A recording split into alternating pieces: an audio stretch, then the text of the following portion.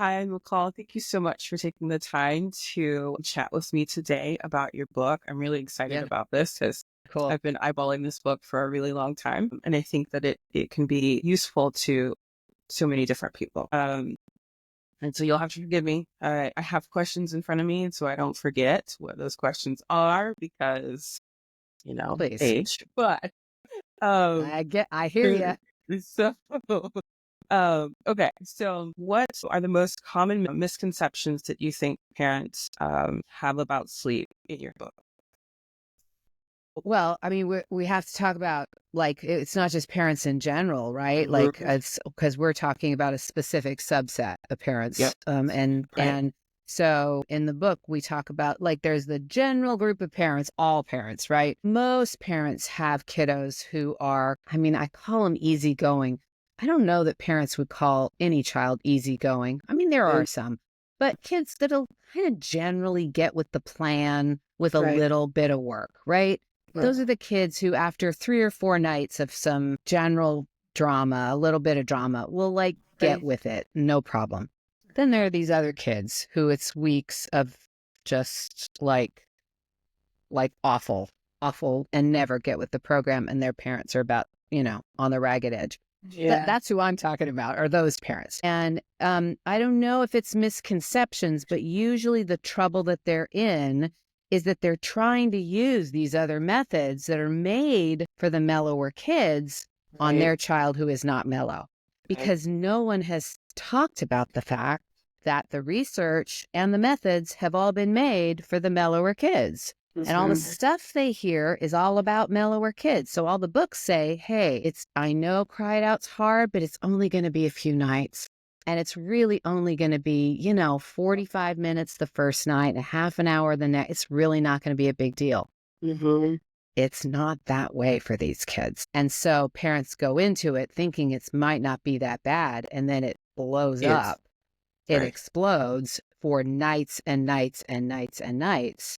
Mhm. Um, and they don't know what to do because the books don't say anything about that. Right. The books don't say, hey, if your kid's crying for 3 hours the first night and 3 hours the second night, maybe you should do something else. Maybe Mhm. stop. Maybe something. They don't say anything. They really don't say anything. They don't. They Yeah. kind of say, just keep going. Right. And that's not the answer. So these parents really just bail and go, well, apparently I just suck.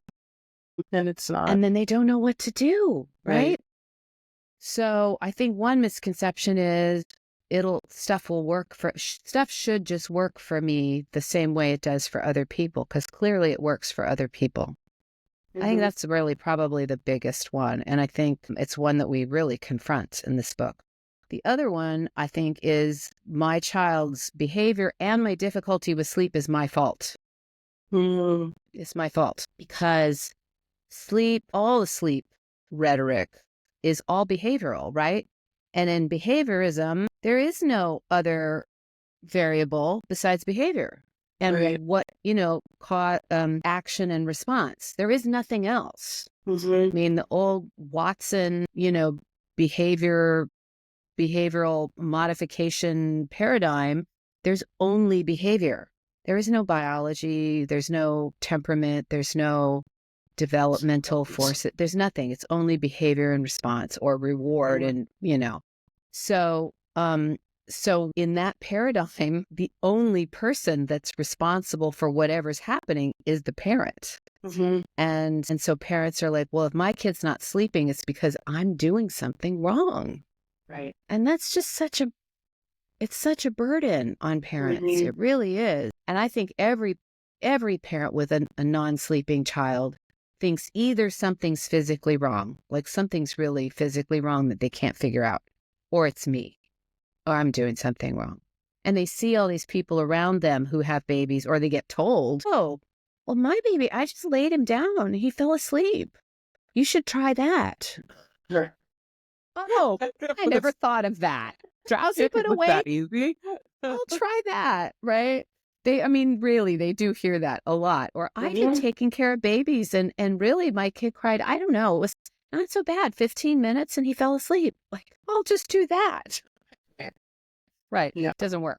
So that's the other piece, is that they feel it's their fault. And I think that's one of the best parts of the book, is it's like, it is not your fault.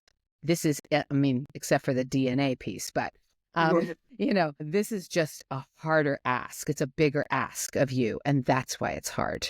Right. It's hard for a very good reason. Yeah. That's good that you set them up in that way in your book. Yeah.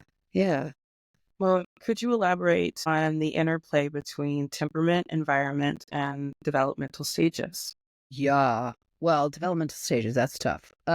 Boy, Roseanne has some toughies. So temperament, environment, for sure. So it's interesting because a lot of the research kind of draws this line often between, and of course they still use the word difficult.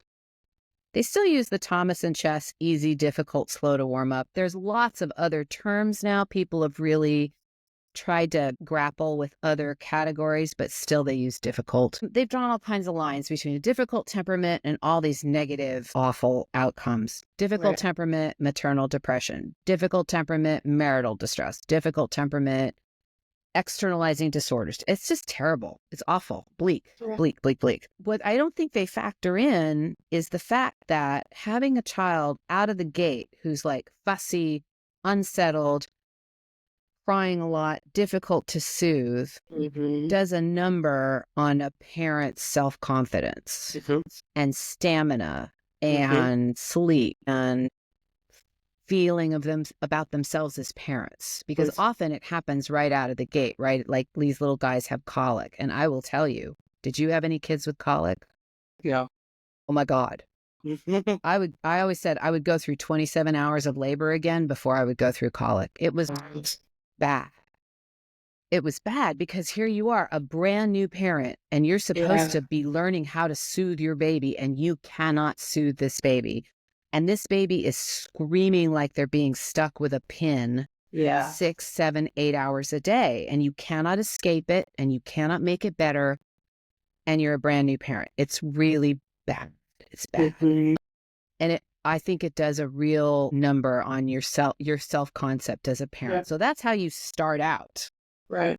And then for some parents, maybe who themselves have a history of trauma or dysfunction, and then you add this on top, maybe you add a feeding issue, a nursing issue, marital stress, maybe they've got other stressors in their life. It's a cocktail for not great stuff. So of course the outcomes could be really bad. So the research draws kind of a simple line when really it's a very complex line, where I think there could be interventions along the way to help, because of course we're also raising children in a world and in a society where moms are doing this all by themselves, without solid information. Yeah, right. Trying to go back to work, or doing it without support at all. Right. It's crazy. So anyway, so we have these parents with these unsettled infants. So of course there are some negative outcomes of that, but I think there are bigger issues around it than just the temperament. So that's where environment plays a role, because it's almost like the ball gets started rolling, and then the negative outcomes kind of accumulate because there's not a lot of support. There's not a lot of information about how to manage yourself when you have a kid who's really sensitive and intense and alert. There's not a lot of information about infant temperament. I mean, I can't tell you how often, I'm the admin of these two really big Facebook groups for parents of these infants, and how many of them have no idea about the fact that their fussy baby is probably very alert, very sensitive, very intense, really engaged in the world, easily overwhelmed. They have no idea that that's why their child is so fussy. And once you sort of connect those dots, it's interesting to see how often they go, oh, interesting. My mom said I was this way. Right? A lot of that. And Yeah. for sure. Okay. Well, can you talk about how the book handles different parenting styles and cultural perspectives on sleep? Oh, yeah. Yeah. So I think, and I run into this a lot. I work on a telehealth platform called Maven Clinic, and we get people Oh yeah, from, yeah. Oh, do you know it? I've heard of it. Yeah. Yeah.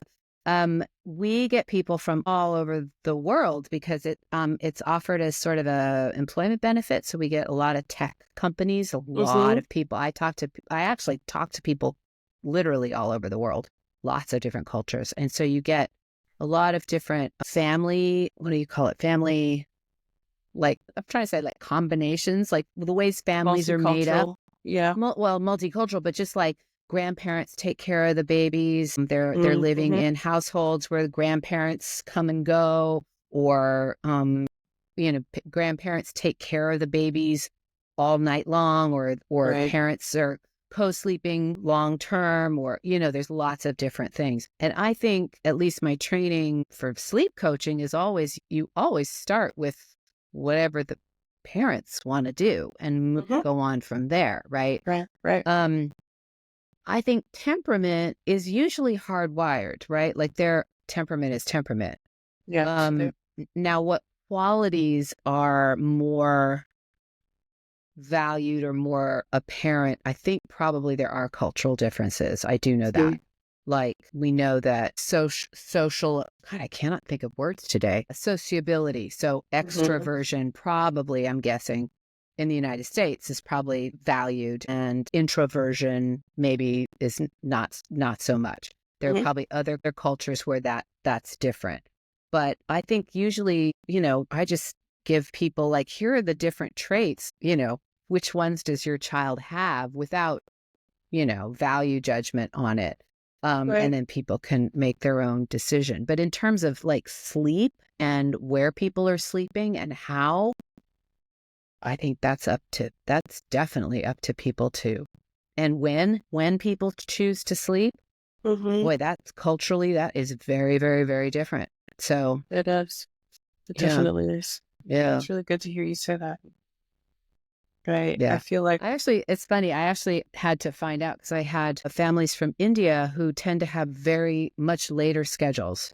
yes. So I had families who were having a midnight to noon or even 1 a.m. to 1 p.m. schedules. Mm-hmm. And I was like, I wonder if is that at all like shift work? Is that a bad thing Mm-hmm. circadian rhythm wise? So I actually contacted a sleep researcher who that was her whole thing. And I said, is there anything, that we should be concerned with about that particular pattern? And she said, no, as long as babies are getting the adequate amount of sleep, we don't care when it happens. I was like, cool, great. Fantastic. Yeah. Good. Okay. What is one thing you hope every reader takes away from why won't you sleep? Oh boy, one thing. Oh my One or goodness. two. Let's do two. Yeah. Let's take two. Okay. Two. Let's do two. Well, I think partly I said some of it, it's that temperament is hardwired. And so parents, whatever is happening with their child, it's not because of their parenting. Right. This is who their child is. And the great thing is that within the hard stuff is probably some really great ability, right? Mhm. Like Mhm. there are traits that in a child are really tough, right? Persistence and intensity and sensitivity in a small child who doesn't speak yet are super hard. But Yeah. as they grow, those things can be tremendous strengths and abilities because these kids take in a lot of stuff. And that ability to take in and then synthesize things Mhm. means they are often very creative, really empathic. They often have a really keen sense of justice and fairness. They're the Yeah. ones that see who's being left out on the playground, who the underdogs are. And, they really can grow into some really remarkable people. But Mhm. as kids, Tough. they're a handful. Yeah. They're a handful because they're also taking in too much information and they don't know what to do with it. And then there's, Right. meltdowns and spillovers and stuff. So the key is, how do we help parents survive and Mhm. navigate through through that period. So the thing I love about the book is this isn't just what you as a parent do to the child. This is about really about the parent and helping sort of patch them up, making sure they're okay so they can make it through this period. So it's it's about sleep for sure, because they need it. Yes. They really need it. Yes. They really need it so bad. But it's also a bigger thing about how do we help you really survive and see the bright spots in all of this so that you can really cope and make it out in one piece. One piece is good. Everybody in one piece. We need that. Okay. Well, thank you for that. Are there any particular memorable stories or feedback from parents who have implemented strategies from the book? Let me think. Well, I mean, there's some interesting ones just in terms of like parents that, I've had clients where, well, the hard part of working with this population is I literally never know how it's going to go. Right. I'll be talking to parents and I wish I could tell them like, hey, this is going to be great. Don't worry. It's going to be great. Within 5 days, they'll be sleeping through. I can't ever say that. Right. And whenever we finish our consult, there's a part of me in my head that's like, I never know. And I tell them, I'm like, look, the first night is just going to be awful. Just ignore it. It's going to be horrible. It's going to be bad. So the second night we want it to be better. But I also tell them I have had a couple clients where I'm thinking in the consult, oh, this is going to be so hard. I don't know. I'm not sure this is going to work for this kid. Right. And a couple of them, literally the second night, the child slept through. Like it was nothing. Fantastic. Yeah, but the child was just really ready. And then the parents were like, why didn't we do this? So these little guys really, really are complete curveballs because you do not know. You do not know. You just don't know. But most of the time, and sometimes it takes 2 weeks, sometimes it takes less time than you think. Sometimes it goes great for a few days and then takes a left turn and you got to bring it back. Every single one is different. But the best part is, I think, not only just getting sleep, but the fact that it finally gives parents one moment of feeling like I actually can have an influence on this child. Yeah. I actually have a teeny bit of control over one little piece. Because these kids, when you've had to throw every strategy out, you just go, well, clearly I can't do anything, right? My child is just too powerful. Right. I can't do anything. And so working on sleep and actually seeing that your efforts can move the needle, I think that's really the best part besides just the sleep. To them. Yeah. Right. It's good. What advice would you give a parent who is feeling like they've tried everything and nothing's working? So I guess what we just sort of talking. What we're just saying. Yeah. Yeah. Well, there are lots of different things, of course, and it depends on what they've tried and how they've tried it. Usually what's happening is that, in fact, I just talked to somebody the other day and they said, for example, well, I tried sleep training and I just sat there and I put the baby in the crib and I just patted them for like an hour. So it wasn't even like leaving the room. It was like I just wanted them to fall asleep in the crib. And I was like, good. I patted them for like an hour. And then I just couldn't, it just wasn't working. And I'm like, oh no. And she's like, yeah. So I just picked him up and fed him to sleep. You were so close. You were so close. Or they do night one and then they go, yeah, that just didn't work. So the next night and I was like, no. And that happens an awful lot, that they only try night one and it's so bad and they don't have the confidence to move on to night two. So they do a lot of night ones, which is the worst night, right? They don't have that. And this couple that I was talking about, they had just been throwing everything at the problem. Yeah. One night of everything. And then Oh, everyone was, yeah, I know. Then everyone was so confused. They didn't know what was working. right. And the kid didn't know what was up, what was going on. So it was just a tangle. It was just a tangle. Right. And so I think for them, the best part is saying, okay, let's just do this. And then after that, we're just going to do this. Like really helping people just put one foot in front of the other. Yeah. And so what I tell people, listen, if you are so tangled and so tired and just out of gas and in a really bad place, start with bedtime. Yep. Pick one thing you know you can reduce and just do that. Right. Just do that. And every few nights, just do a little less of that thing. So for example, if you're stuck lying in bed with your toddler, just sit up and then maybe scooch away just a little bit and then maybe scooch away. I mean, just just tiny little bits, because then at least you're getting you're doing it methodically and you're starting, sometimes that's all they need to do, because people just get in such a tangle and they don't know which end is up. And I see that a lot. Yeah, a lot. Oh, I feel so bad. It's so hard when I get parents who are so tired. They're so worn down, and you tell them it's going to get a little worse before it gets better. And they're like, we can't do worse. Do that. Yeah. Yeah. We can't do that. It's Yeah. hard. It's definitely really hard. Yeah.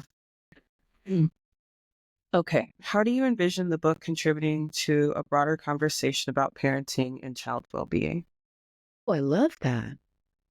So I think we need to, I always hope that parents, that we can change some of the words we use about kids. So words like defiant, oppositional, my child doesn't listen. It's like some of the words we've all heard ourselves as children and, get used pretty commonly. They're common, and start looking at differences in how kids develop, in what they're able to do, with the idea that kids do what they're able to do, right? And that parents don't always know for example, what a 2-year-old is capable of doing and what certain 2-year-olds are capable of doing, right? So at 2, when we say, oh, my 2-year-old doesn't listen, what are we actually saying? That they can't hear the words we're saying and translate that into the action that we want. Well, first of all, that's not something 2-year-olds really are good at anyway, as a baseline. Right. Some 2-year-olds, especially the ones I'm talking about, might have a problem with auditory processing. They can't process words and any period, like it's hard. They might have a real difficulty shifting gears from what they're doing to attending to, they're processing it. Like there's all kinds of ways that doing what you think is easy is not easy at all. Right. And I think understanding how our child processes input will help us not be so in conflict with them. And seeing them in conflict with us, we'll go, okay, in order for my child to hear me, I have to get their eyes, and then I have to get on their level, or, whatever the workaround is. And then then it's easier. And then we're speaking their language, then stuff happens. To them instead of at them. Right.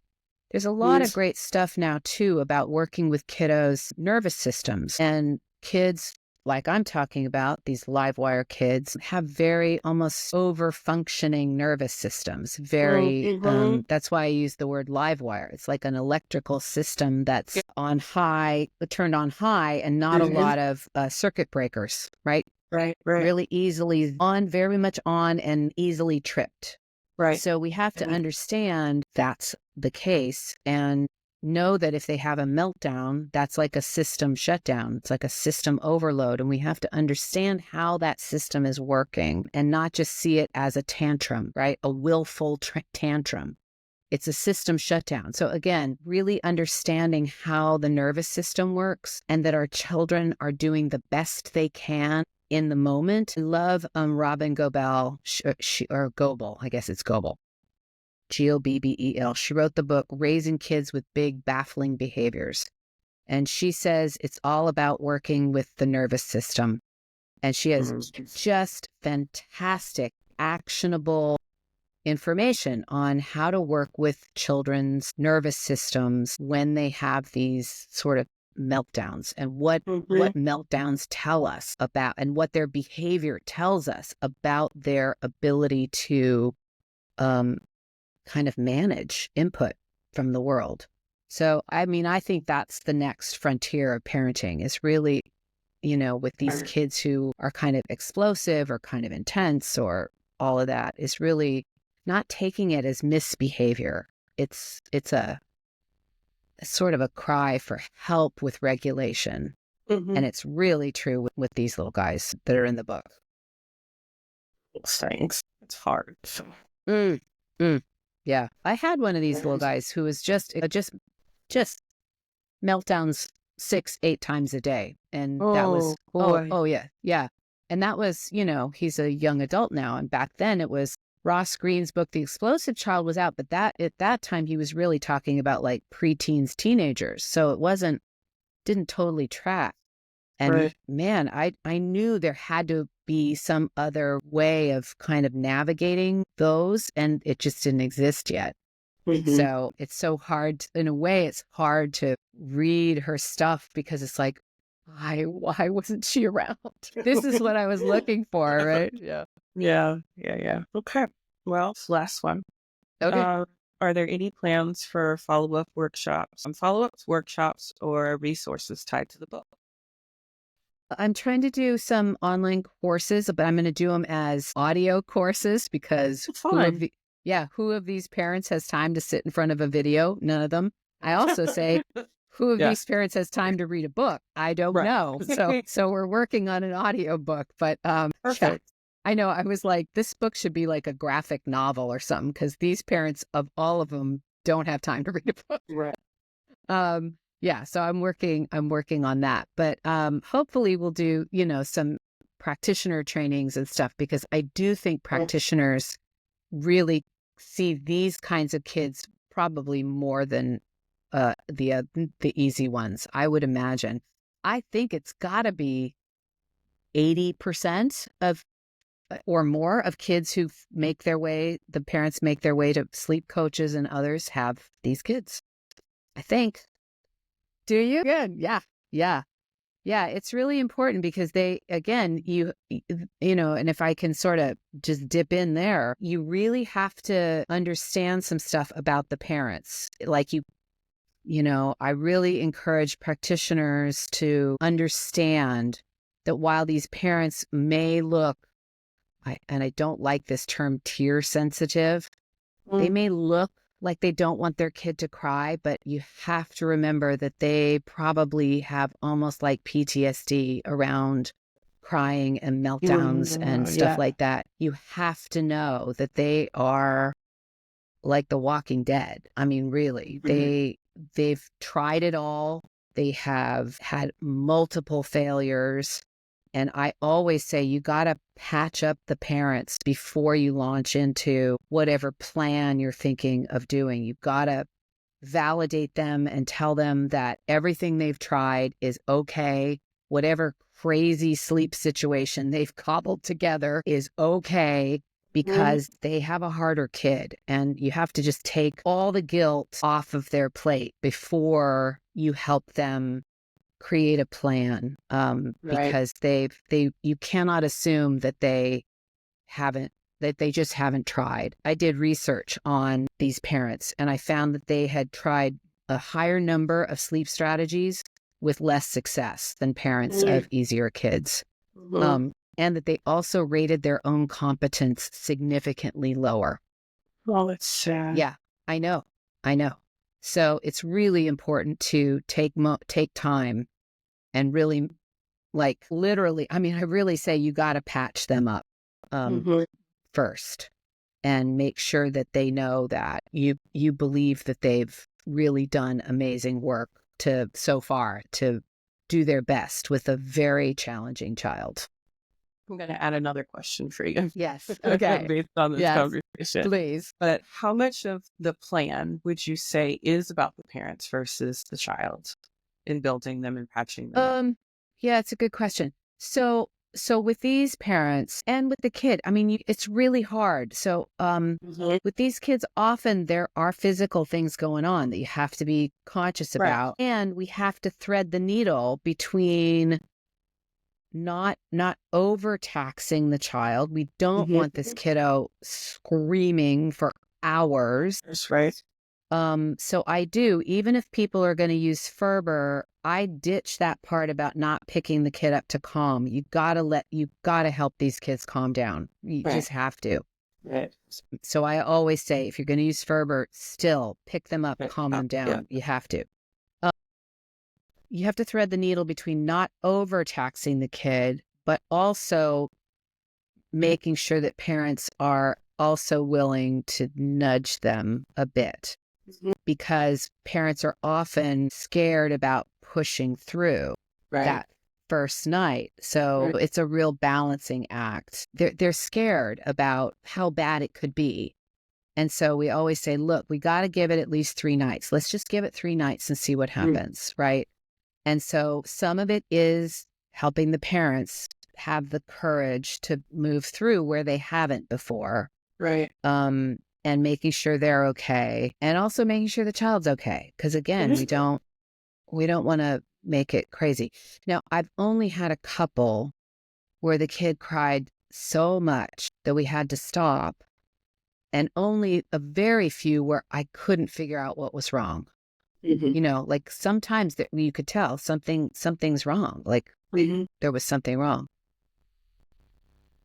And those still bother me to this day. Like, what was happening that child freaked out that much? Right. Yeah, as I'm talking about it, I'm still like, what the hell was that? What was it? I don't know. And, we're limited in understanding what really, there could have been something going on that we're not doctors. We're not therapists. There's stuff we're limited in what we can actually know. But it's you cannot expect that everything's going to work perfectly. And that's why working with these kids is so, so, so hard, because it's just not, you just don't know. Yeah. So I think it's both. I think you have to work with the parents. And I think because inconsistency is really big, because of course, they're so diminished in their energy and their stamina and everything else. Yeah. Yeah. It's hard. This is a hard group. I know. Sometimes I'm like, why do I specialize in this group? They're absolutely the hardest. Because there is value in it. And I know they really need it. They really need it. I know. Yeah. I know. You know what it's it was super. like to be on the other side of that. To be able to offer. Well, and here's the thing. People with easy kids, pretty much anything works. Right. It doesn't even matter. It doesn't matter. Anything will work. So they don't really need a lot of guidance, I think. And these people really, really, really, really do. They need it, a lot of it. Yeah. They need a lot of hand holding, because honestly, I get people who they'll come back after night 1 and they'll go, oh my God, that was so bad. I know we just did all the wrong stuff. It was really bad. And I go, no. Actually, you were fine. You did a really good job. That was actually really good. And they go, it was? Really? Like it's a shock. So that's always really lovely when that happens, to give them that moment of, no, you actually did exactly what you were supposed to do, because they didn't know it. Yeah, that breaks my heart. And these people are all like suffering in silence. That's the other thing to remember. I think it's really important. Every one of these people thinks they're the only one with a kid like this. I'm not kidding. They all think they're the only ones, because in their little community, they are the only ones. They are the only ones. Poor things. I know. It's really sad. I know. I was reading all these comments and I literally got choked up, because they're getting blame from their family members. They're getting comments, kind of gaslighting comments from other parents. They're just not understood by their pediatricians or other people. It's really rough.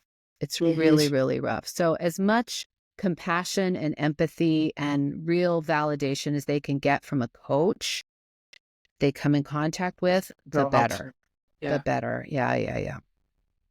That's my message. I love your message. It's a good one. Yeah. Okay. Well, Great. thank you, Macall, so much for your time.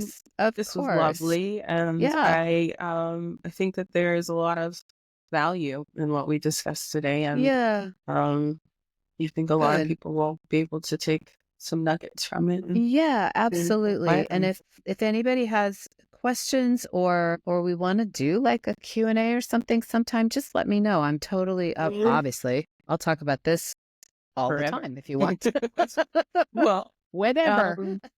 I guess before we close, tell people how to find you. So they know I think they know. I mean, I'm on the Facebook page, so the website's Little Live Wires, and just my name on Facebook. But I'm on the Facebook group, so that's where I am. So you can, okay. Thank you so much. So much. Okay, great. I hit stop.